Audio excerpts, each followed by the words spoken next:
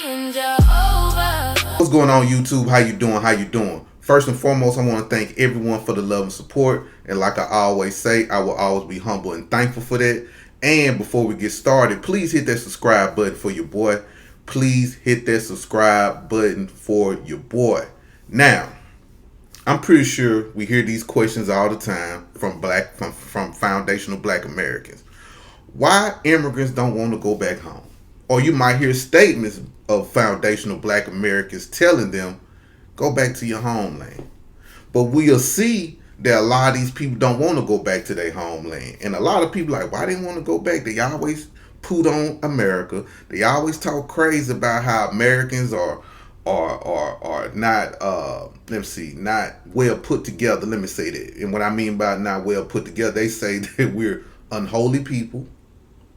They say that's all we do is think about sex, violent, all these things. This is what a lot of these foreigners say about Americans here, right? Especially Black Americans, especially with the single baby mama, baby dad in Chicago, thugging, hip hop, drugging, all that stuff they say about us.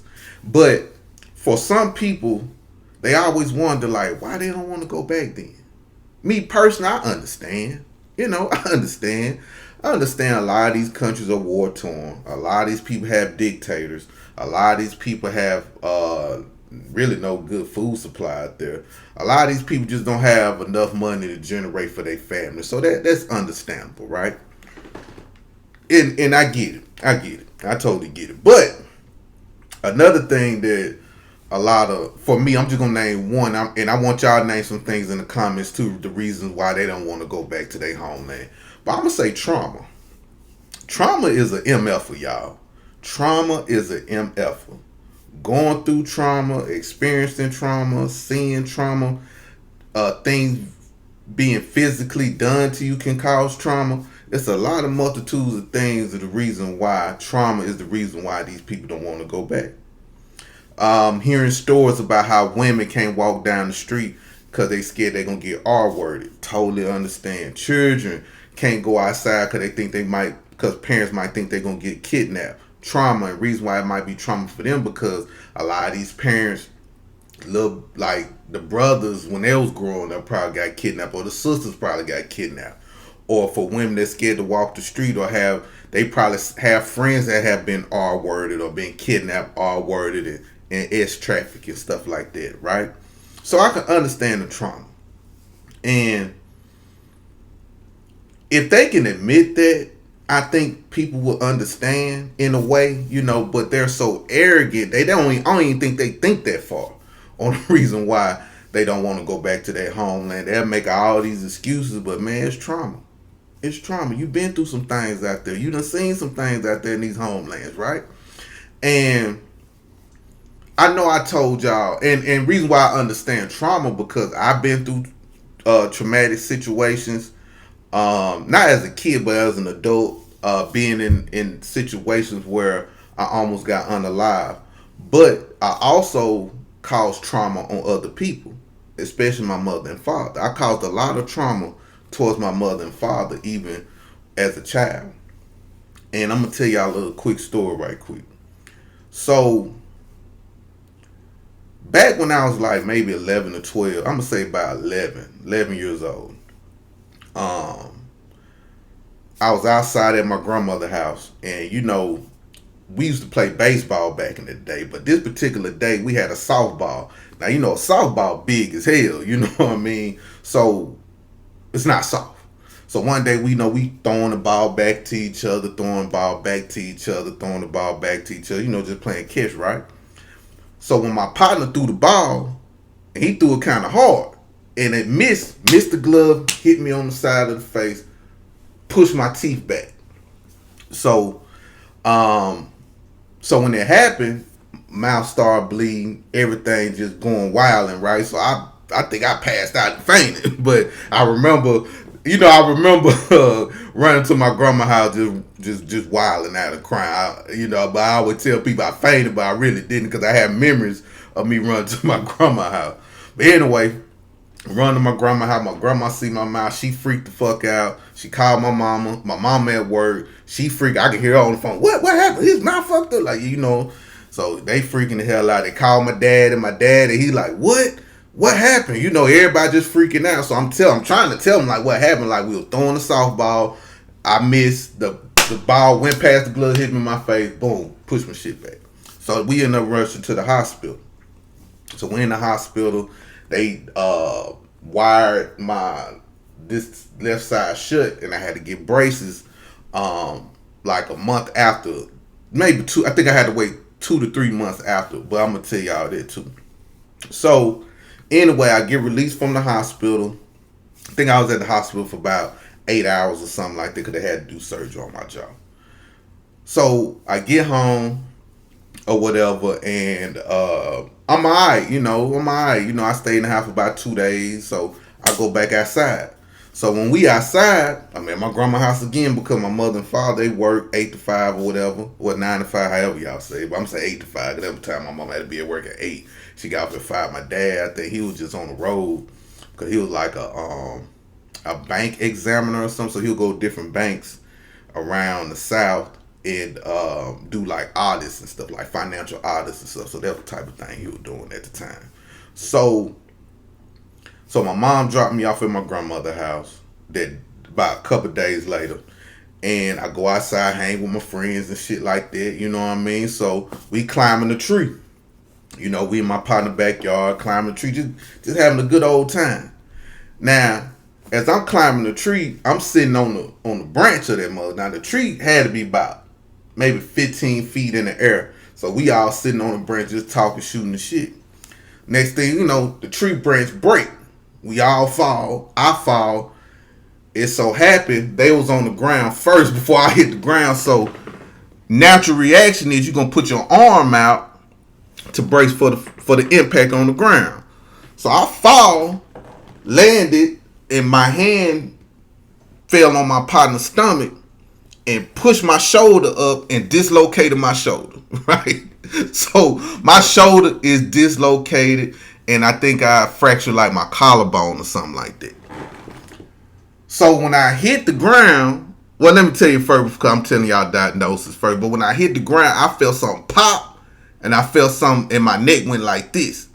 I'm freaked the fuck out. I'm like, oh shit. I can't feel I'm talking about my hand went numb, all type of shit was going on. So, it's another funny thing. So my partner, they helped me up with it. I'm crying, y'all. I'm talking, I'm in pain. Like I walk to the house like this. Then that's the crazy part about it. You know, you got these elementary kid or middle school kid doctors think they know they can diagnose what's going on. Say, hey, you might have broke your arm.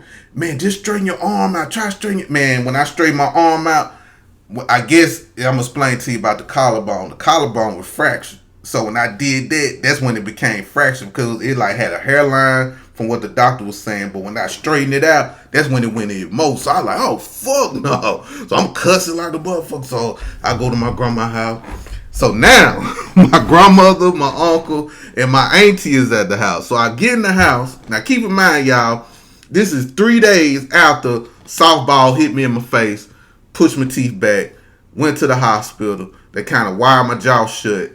I'm fucked up, right? So boom, I walk in my grandma's house. My grandma just damn near just passed the fuck out. I'm talking about she about to go crazy. She's just like, what happened? Oh my God, like, cause my shit looking fucked up. Like, I don't know how to explain it, but the shoulder area didn't look right. Didn't look normal for an 11-year-old. So boom, they put me in the back of the car. We head to the hospital. They put me under some type of sedative back in the day. They didn't put me to sleep, but they sedated me or put like laughing gas or some type of numbing gas for me for to relax. Then they stuck a needle in my shoulder, numbed. Then they popped my shit back in place. You know, did the x-rays, whatever like that. So they put my arm in the cast because my collarbone was fucked up.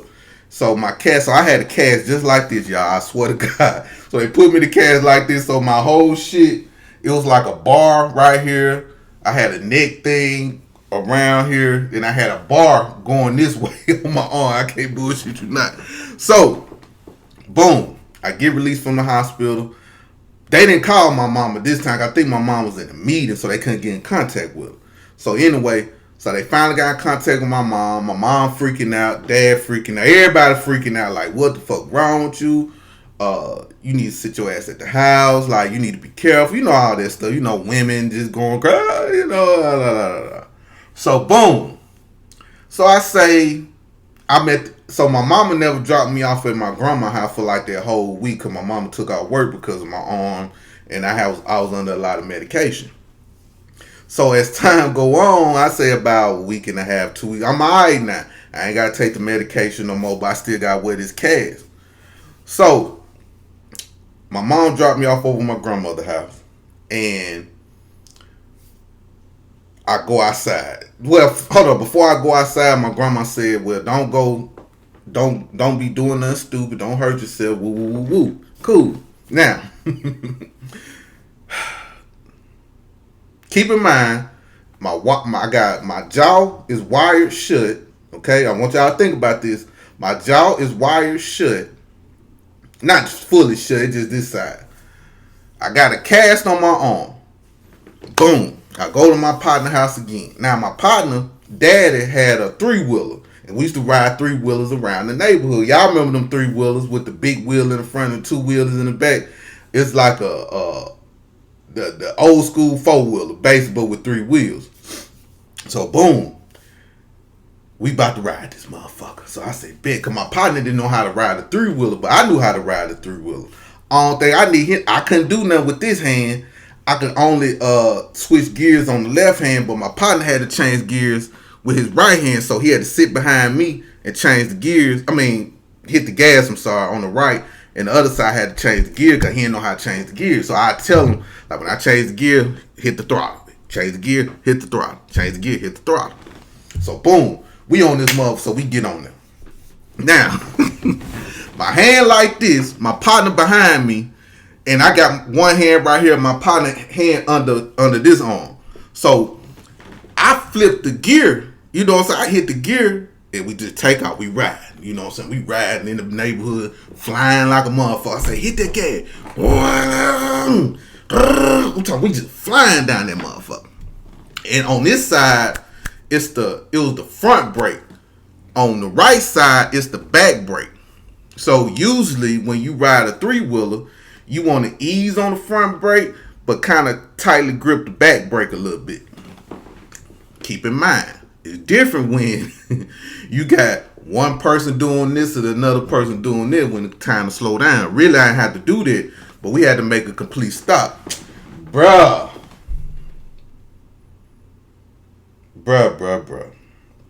We was coming around the curve. I ain't gonna never forget. Now, this is another thing. Now, keep in mind, everybody seeing me riding this 3-wheeler with my hands, my arms still like this. Just imagine I'm riding the 3-wheeler with my arms up just like this, y'all. No bullshit, just like this. And people just looking, riding by, staring. Niggas like, what the fuck? People not laughing, like making fun of them, but they were just amazed, like, damn, this kid is a wild little nigga, right?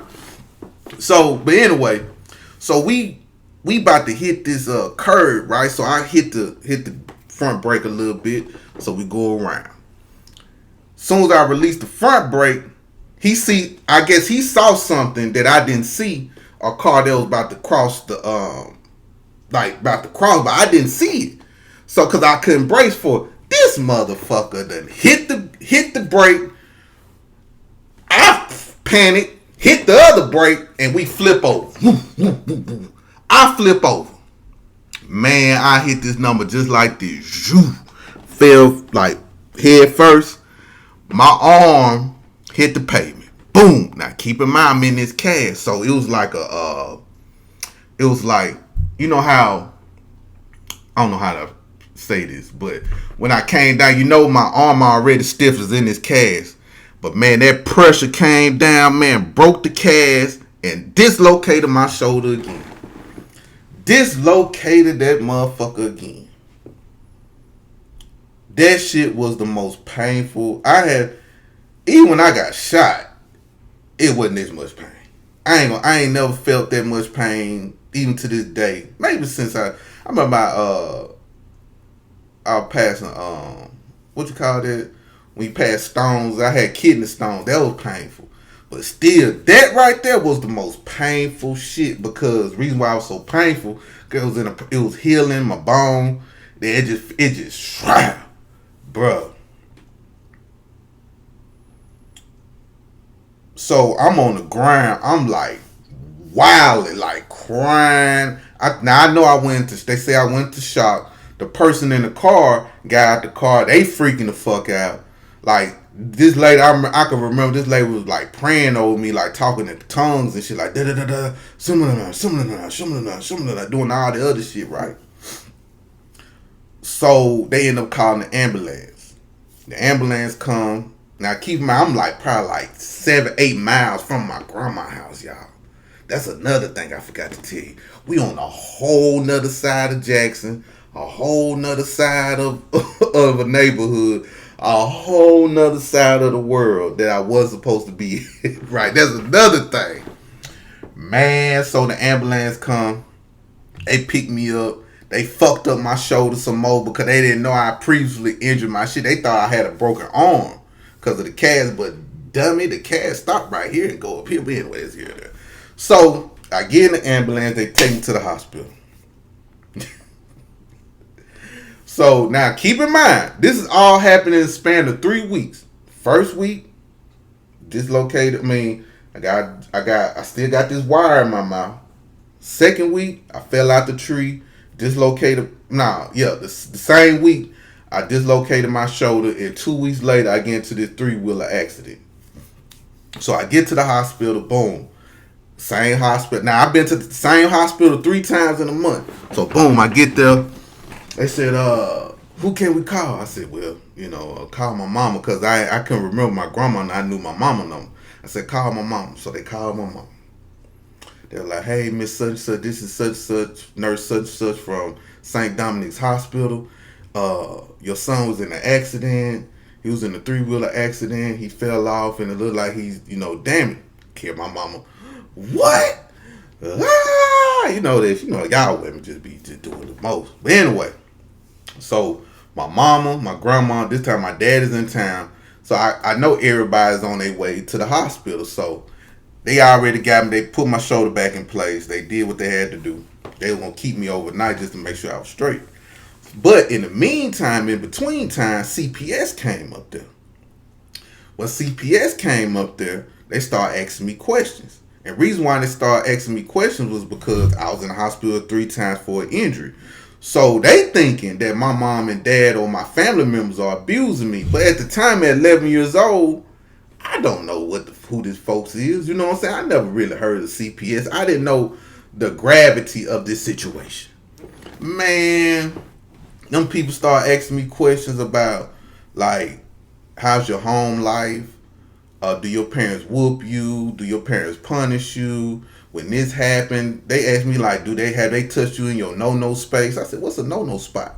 No, they said, yeah, no-no space. No-no space is your backside, and your no-no spot is your front side. So I'm like, nah, my folks never touched me in no-no spot. Like, what the fuck is a no-no, So they started asking me questions. So they get to the question about them punishing me. They said, well, do your parents punish you? I'm like, yeah, they put me on punishment sometime. Like if I act up in school or I don't clean my room or they might take my allowance away. They do stuff like that. So they asked me, like, do your parents physically whoop you? I'm like, yeah, my mom and daddy be whooping me all the time. That's what I told her. I said, yeah, they be whooping me. They whoop me all the time. Like, I just said it like it wasn't nothing. Like, so I said, when was the last time they whooped you? Shit, I got whooped about a week ago. Said, you mean to tell me your parents whooped you and your arm was in the cast? I'm like, yeah, they whooped me. Yeah, because I said something to my uncle that I shouldn't have said and they got wind of it. Then I got whooped for saying that. They're like, really? I'm like, yeah, they whooped me. So, oblivious to everything. So my mom and dad and grandma, everybody made it in. So this time, my mom come in and my dad come in, just make sure I'm all right. They say, you okay? I'm like, yeah, I'm good. Woo, woo, woo. The CPS lady is standing to the side looking at them. I'm talking, she was a white woman too. It was a white and a black woman. I ain't gonna never forget. So they said, well, hey, we need to talk to the parents right quick. We'll be right back, bro. I'm like, all right, cool. So about 30 minutes come by, I can hear my daddy cussing like a motherfucker. Like I can hear him, but I could, cause my dad had like a roaring voice or something like that. I can hear him, but I couldn't hear him. I knew he was cussing, but I didn't know who he was cussing at. You know what I mean? So the lady come back in, she was like, listen, you might have to go with us when you get discharged from the hospital. I'm like, we're gonna put you in the home for a second, and because we think that your parents are a danger to you, and I'm looking at like, what the fuck, you know? So they're like, yeah, you know, there's a home and they have TV, they got swing sets and stuff like that. So that the lady was like, yeah, they got HBO, Cinemax. I said, Cinemax? Listen, now if y'all don't know the power of Cinemax back in the 90s, if you had Cinemax, you was the truth. See, everybody and their mama had HBO, but Cinemax was the shit. You know, everybody want to have Cinemax. I don't know what was it about Cinemax at that time, back in the 90s, but everybody didn't have Cinemax. Not, well, let me speak for myself. Everybody I knew of, my friends, they friends, nobody had Cinemax. I made one person, we used to be over there watching Cinemax. So when they said Cinemax, I'm like, bet. In my mind, I'm like, okay, shit, this might be better than being at the house with them, because they got HBO, but they got Cinemax. Bet. So, that fucked up. Well, that's so fucked up for me even thinking like that at that time. So, anyway, my grandma ended up changing, well, since your grandmother's here, we allow her to go home with you, but you can't go home to your mom and dad. I'm like, all right, that's fine. So I ain't gonna never forget. So my mom and dad had to leave before I got discharged. So my grandma and my granddad had to stay up there until I got discharged. So my grandma ain't saying a word to me, but she was like a high yellow lady, but her face was red than a motherfucker, but she was just looking at me. Now I'm still kind of high off the narcotics, you know, the drugs that they gave me and stuff like that, but I'm not fully just knowing the gravity of how I threw my parents under the bus unknowingly, right? Man, so we get in the car. I'm sitting in the back seat like this in the car. So my grandma was like, you stupid motherfucker. You must be the dumbest nigga in the family. Why you so dumb? Like, why you gotta be a dumbass? So I'm looking like, bitch, who you fuck you talking to? You see this arm? You see I'm in pain. Like, why you do your mom and daddy like that? I'm like, what you mean? Like, why you told them white folks that your mom and them be abusing you and then you got a whooping the other day and whoop de whoop? I said, well, they asked me a question. She said, Brian. Well, what she called me, grandbaby. You not supposed to tell them white folks that. Now they got your mom and daddy thinking that they unfit parents and whoop de whoop. And now there's a possibility that you probably ain't gonna see your mom and dad for at least a month until they do finish doing an investigation. So now reality started here. I'm like, damn. Cause then my granddad started breaking it down to me, which I never liked my bitch ass granddad. That's another story about his ass. But my grandma, man, she was just so hurt. I felt bad. I'm like, damn, man, I was gonna sell my mom and dad out for Cinemax, man. That's some fucked up shit. But anyway, I say about 48 hours later, I guess CPS contacted my mama because they talked to the doctors and stuff like that, and they explained to him like, nah, this boy he just one of them boys that just get into stuff. His parents do not abuse him. Now they kind of vouched for my mom, the nurses and stuff, but there was protocol at the time that if you go to the hospital with injuries, they want to make sure that the child is not being abused. You know, they thought I was abused because I've been to the hospital. You know, my mouth, shoulder, all that shit, and they just couldn't fathom that a person can hurt themselves that much. So after everything was said and done, I go back to my mom and dad's house. Let me tell you how I traumatized them. They were so traumatized for a long time behind this shit y'all did. Like, if I take a bath, my mom would be like, take a sit down bath. Don't take a shower because I don't want you to fall. I'm serious. If I walk down the stairs, my dad might say, wear some shoes so you won't slip down the stairs. Or if I get in the car or something, during that time, you didn't have to wear no seatbelt. You know what I'm saying? Seatbelt was like obsolete back in the 90s. I'm sorry. I don't care what nobody say. They had to force us to wear seatbelts back in the day. They had to pass a law for us to wear seatbelts back in the day. So they used to make me wear a seatbelt.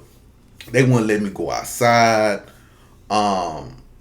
Even when school started back and I might get in trouble, they'll just talk to me. They'll have a sit down and talk to me about why I acted up in school. Um, I remember, man, like my mom, man, she would be just so scared for me. Just go and check the mailbox. Going to ride a bike because I'm already healed. She didn't want me to ride a bike. She didn't want me to do nothing, bro. Like nothing. I couldn't do nothing for a long time. And I end up getting braces in my mouth. Now y'all might look and say, Brian, your teeth crooked right now. Let me tell y'all a story about that. So I had braces from like what 5th grade to like my 11th grade year in high school. And I was so happy to get them braces off my teeth that I didn't wear my retainer. Now, for years, I'm talking about for years, my teeth didn't shift or nothing like that. Until I got like 38, 39, I started to know, like, damn, my teeth kind of crooked. You know what I'm saying? Like, damn, I had braces in my, but them bitches shifted. So, and I started recognizing that shit. I'm like, damn, bro, I should have wore my goddamn retainer. Because if I would roll my retainer, I wouldn't be in this mess with my mouth now. All because of I got hit by a softball. But in closing, the reason why I made this video because my parents was traumatized and they did not want to go see me go or go through that situation again. Like that fucked my parents up, my family up, really, you know. From me doing stuff, from me hanging out with my uncles, me riding bikes. I couldn't go to the fair. I couldn't like be outside. If I was outside, I had to like literally stand in front of the yard, like in a chair. I had to sit in a chair and everybody else, I couldn't play football with my friends. I couldn't play basketball. I couldn't do nothing, y'all. The parenting dynamics changed with my mother and father because of that situation. Certain things within the marriage, within a marriage, they had conflict about when it came to disciplining me or talking to me because they went through that CPS situation. They didn't want to go through it. So in closing, trauma is a motherfucker. Trauma can make you not want to go back to that no more. Trauma made my parents renegotiate how they parented me, even though how they parented me was perfect. But that situation happened, and them going through that kind of changed their whole style of dealing with me. Man, my poor parents, man. My poor family, man. But yeah. So I can understand why African or immigrant don't want to go back to their homeland because of what their family done been through or what they have saw or what they have experienced. And I could totally understand why my parents didn't want me to do a lot of stuff for about 2 years because of the trauma that they experienced dealing with CPS and dealing with me going in and out the hospital. But anyway, thank y'all for listening. Hope y'all enjoyed the story. Y'all have a good one, and I love you. Peace out.